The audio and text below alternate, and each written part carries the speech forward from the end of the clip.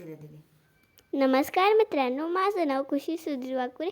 आज मी कानाला अंघोळ घालून घेणार आहे. चला मग अंघोळ घालून घेऊ. तर आता मी कानाला दही, दूध, मधने अंघोळ घालून घेते. मी कानाला छान अंघोळ घालत आहे, कारण आज कानाचं नाव ठेवायचं आहे.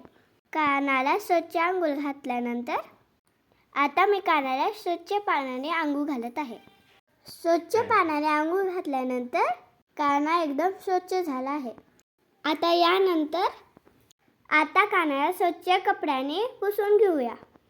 कानाला पुसून घेतल्यानंतर आता कानाला कपडे घालून घेऊया. मी कानासाठी हा ड्रेस आणला आहे. मी कानासाठी टोप आणला आहे. त्याच्यासाठी एक छोटीशी माळ आणि एक मोठीशी माळ आणि 2 छोटेसे कानातले आणलेत.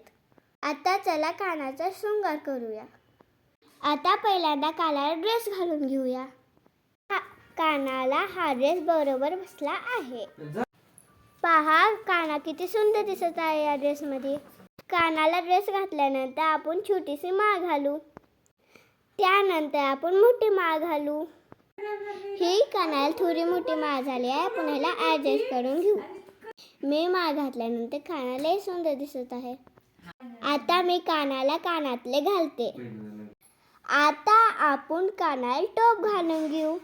आता कानाला छोटासा गंध लावू. काना गंध लावल्यावर किती छान दिसत आहे ते पहा. माझा काना तयार झाला आहे. तुम्ही एकदा कानाचे पूर्ण दर्शन घ्या. श्री कृष्ण गोविंद हरे मुरारे, हे नाथ नारायण वासुदेवा.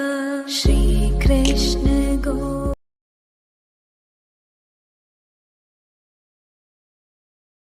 जर तुम्हाला हा व्हिडिओ आवडला असेल तर माझ्या चॅनलला लाईक, शेअर, सबस्क्राईब करा. पार्ट 2 मध्ये आपण भेटू. बाय.